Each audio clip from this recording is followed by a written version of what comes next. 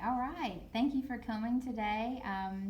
And you're here applying for the nurse specialist position. That's great.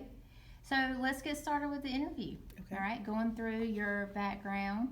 Definitely wanted to interview you, and we're hoping that we learn a little bit more about you. So to kick that off, tell us a little bit about yourself. It's a hard question, but we're curious. Okay.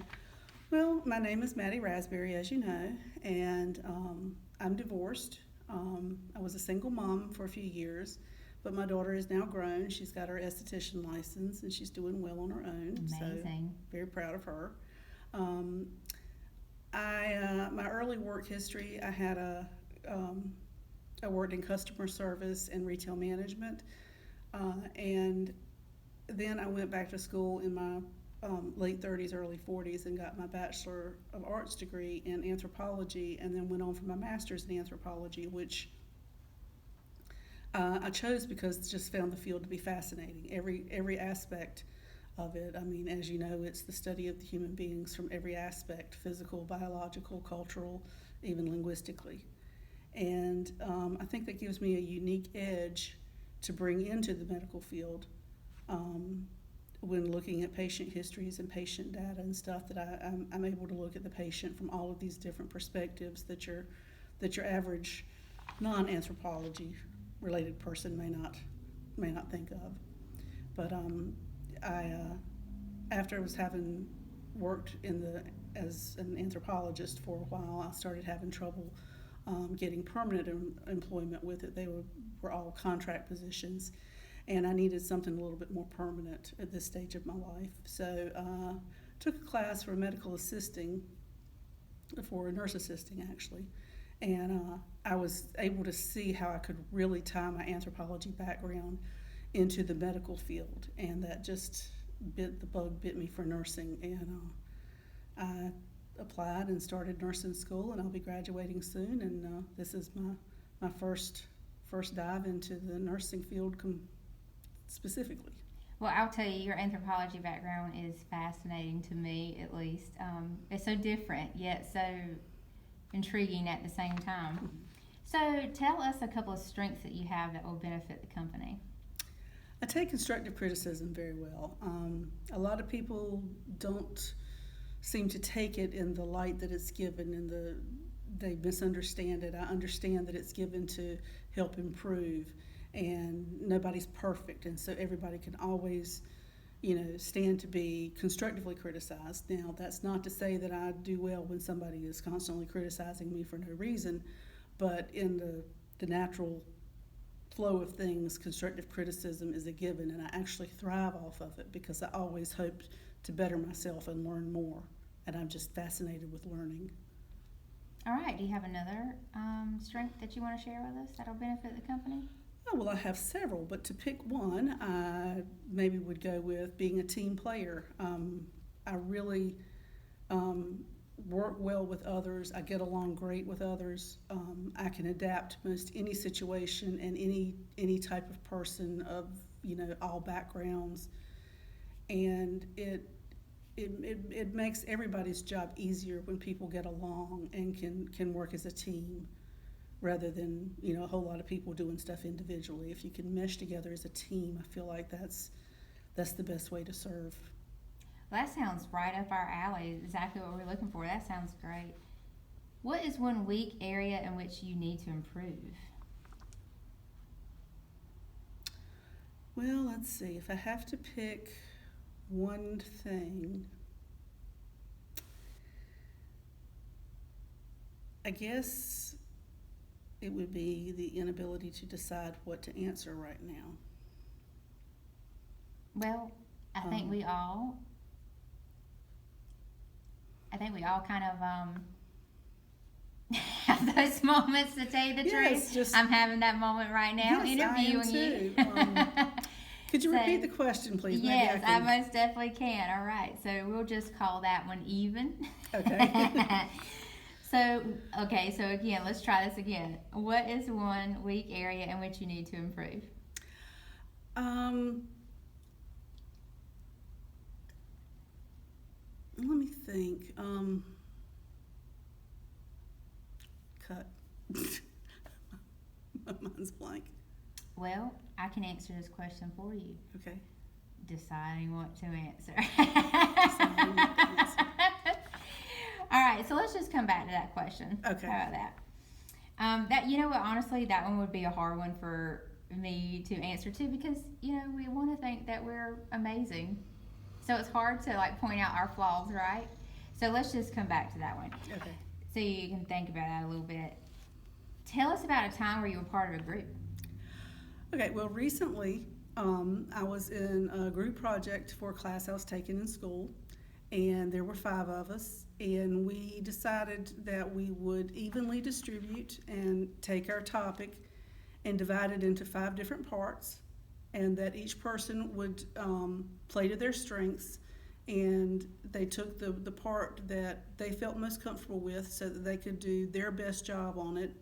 And then we had, well, actually there were 4 members. We had a 5th member that came in that actually coordinated the information for us so that nobody's took precedent over the others, and we kind of used all of our unique abilities to put our best foot forward and present it equally so that nobody took the brunt of the project and nobody lagged behind, and nobody promoted themselves more over others. That sounds great, because usually a group that size, someone usually always kind of slips through the cracks. So that's actually pretty stellar that Yes. many people could come together. No one was trying to outshine anyone else, and it just fit like a mold. Yes, That's- and everybody did quite well with it. I wish all our teams were like that. All right, so, good question here. Are you a leader or a follower? Well, to be 100% honest, it would depend on the situation. As a general rule, I'm a leader. However, when the occasion presents itself that I need to be a follower, when someone else has the authority or someone else is chosen to be in charge, I don't have any problem with deferring to their authority. Now, if information is presented or I'm asked to do something that I don't completely understand, I am one of the first ones that will speak up and question it. But that's not in a defiance of the authority. That's only to clarify the intention so that I make sure that I am following Okay. adequate authority. All right, good. Sounds good. So you know, like, the whole alpha beta rule. Oh, yeah. Not everybody can be the alpha. Somebody's got to be the beta. But you know, the interesting thing is the betas are usually the right hands to the alphas. And they need them. So Mhm. good. All right. Tell us what your last supervisor would say about you if I called her.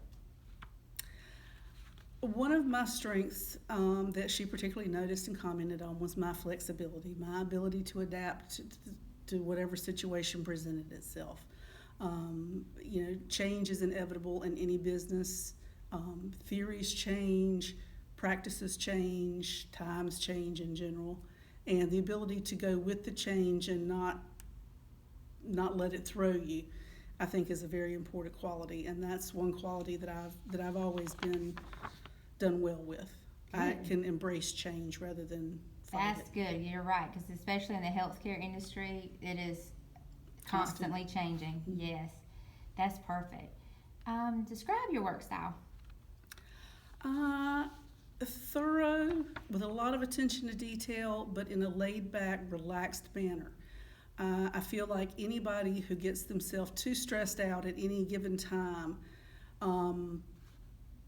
will overlook details, and they'll be too concentrated on themselves than the task at hand. So I try to remain somewhat relaxed, not too much, but comfortable, so that I can focus on the task at hand and not be concentrating too much on the things that I cannot control. Right. So you're to be productive. Yes. All right. So that sounds great. Now, you know, in the nursing realm, though, there tends to be a level of stress because of the unknowns that can pop up at any moment. Right. But it sounds like you deal with that well, which is I do. great. I That do. sounds great. I've always handled crisis situations well. My knees may get weak after the crisis is over, but during the crisis, I am able to handle myself Yes, quite fight or well. flight. You got the Yes. fight or flight. All right. So why should I hire you over the other applicants? Well, I think my unique background brings a unique perspective that you won't get in anybody else. Well, not in many of us anyway. I think I can agree with that. I am still very interested in your anthropology background.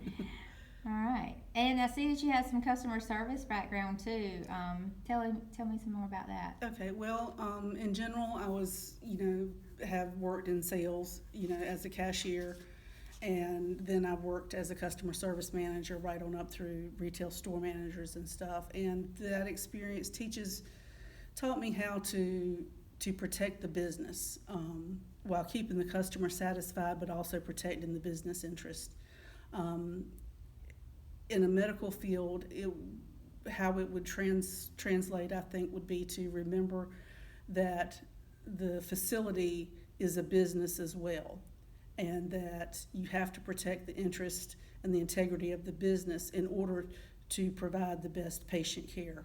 That's right. And not only that, but not only are you taking care of patients, but most forget you're also kind of taking care of the family too, because Right. they're there depending on how critical the situation is. You have to be mindful of them as well. Right. And so having a customer service background, that you're right, prepares you. Yes. You're prepared for the confrontation that's possibly coming. You kind of know how to diffuse a situation. You know when you maybe need to speak up and make a bad situation, try to make it good. Right. When to adhere to policy and when to make adjustments and things of that nature. Yeah.